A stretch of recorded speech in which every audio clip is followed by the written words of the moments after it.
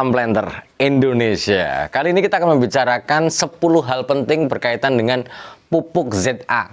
Di mana pupuk ZA sering digunakan para petani kelapa sawit untuk memberikan sumber nitrogen bagi tanaman kelapa sawit yang dibudidayakan. Walaupun bahwa ZA tidak hanya di kelapa sawit, ternyata di beberapa tanaman juga banyak digunakan. Khususnya adalah bagi tanaman-tanaman yang memerlukan kondisi yang sedikit lebih asam. Jadi kita akan bahas hal yang pertama adalah berkaitan dengan ZA itu sendiri.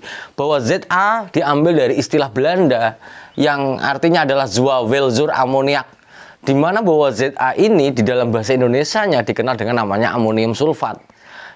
Fakta yang kedua adalah bahwa rumus kimianya adalah NH4,2SO4, di mana kondisi ada dua gugus NH4 ini yang dibanyak sebagai sumber nitrogen bagi tanaman kelapa sawit kita.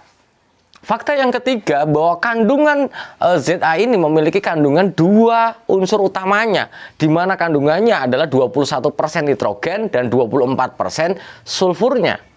Jadi di sini ada dua kandungannya. Beda dengan urea yang hanya 46% nitrogen saja sebagai sumber nitrogennya untuk bagi tanaman. Namun bahwa ZA memiliki sumber N dan sulfurnya. Fakta yang keempat, bentuknya. Berbeda dengan urea bahwa ZA memiliki bentuk kristal putih atau putih kekuningan yang bentuknya cenderung tidak membulat seperti urea. Namun seperti gula pasir yang lebih runcing. Kemudian warnanya adalah putih kekuningan, bagi yang kadang-kadang ada juga yang subsidi berwarna lebih oranye warnanya. Fakta yang kelima bahwa ZA ini, Zwavelzuur amoniak ini memiliki senyawa ikatannya garam. Di mana ketika memiliki ikatan garam bahwa ZA sendiri memiliki karakteristik yang mudah larut ketika kita gunakan untuk tanaman kita. Sehingga penyimpanannya harus hati-hati, kadar nitrogennya 21% ini jika dibuka, terbuka bebas dengan bersentuhan dengan udara bebas, maka ZA ini akan mudah mencair juga. Sehingga penyimpanannya harus diperhatikan. Kemudian fakta yang keenam adalah bereaksi asam. ZA ini memiliki 24% sulfur yang akan memberikan reaksinya asam, dan di sisi lainnya bahwa ZA di dalam sistem pabrikasinya, proses pembuatannya akan diberikan masukan namanya adalah asam bebasnya.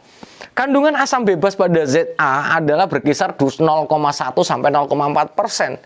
Ini adalah asam bebasnya dalam bentuk H2SO4. Yang cukup untuk memberikan reaksi asam ketika ZA diberikan ke tanaman kita.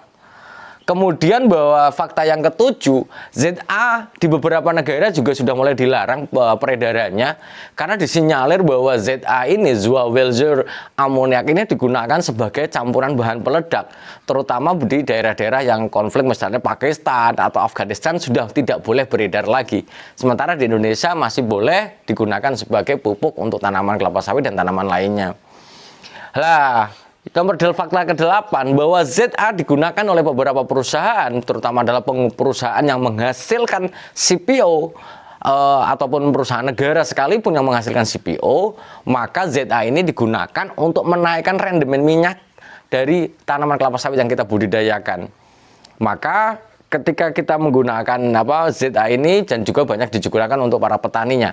Dan yang fakta ke-9 adalah bahwa apakah ZA itu tidak memiliki resiko ketika kita dicampurkan ke dalam sistem tanaman kita? Ternyata bahwa kandungan kalsium yang bawaan dari ZA ini, bahwa ZA ini akan menekan kalsium yang ada di dalam tanah kita. Penyerapan kalsiumnya juga akan terganggu karena bahwa pemberian ZA, Zwavelzuur amoniak, akan memberikan efek terhadap penekanan kalsium di dalam tanahnya. Nomor 10 yang terakhir, bahwa ZA bisa meracuni. Itu benar atau tidak? Jawabannya adalah benar. Jika penggunaannya terlalu banyak, sebagai contoh, misalnya kita menggunakan urea biasanya adalah 1 kg, maka di mana urea adalah 46% nitrogen, kemudian maka untuk memenuhi 1 kg maka kita butuh ini urea. Kemudian ada ZA-nya berapa, maka untuk memenuhi 1 kg 46% kita membutuhkan sekitar 2 kg lebih ZA-nya untuk memenuhi ini, yang dimana kadarnya cuma 21% saja. penggunaan yang tidak terlalu banyak, terlalu kental, ada efek sampingnya. Kemudian meracun tanaman artinya bahwa jika penggunaannya lahannya sudah asam, ditambah lagi dengan penggunaan ZA yang terlalu banyak, yang akan memberikan reaksi lebih asam, di mana asam bebasnya adalah sekitar 0,1 sampai 0,4, maka tanah kita atau lahan kita akan semakin asam. Maka itulah yang dinamakan meracuninya, bukan meracuni langsung mematikan, tidak, tapi akan memberikan sebuah efek bagi lahan yang kita gunakan untuk budidaya yang akan menambah semakin asam lagi, dan asam lagi. Tambah asam, maka tanaman kelapa sawit kita tidak bisa berkembang dalam penyerapan unsur hara yang relatif tidak tersedia bagi tanaman kelapa sawit yang kita budidayakan. Mungkin itu saja 10 hal berkaitan dengan ZA yang penting diketahui oleh para planter, para petani, ataupun bagi masyarakat semuanya. Semoga bermanfaat, semoga Allah memberikan saya, Anda semuanya kesehatan, kesejahteraan, dan jalan hidup yang lebih bagus. Terima kasih, salam planter Indonesia.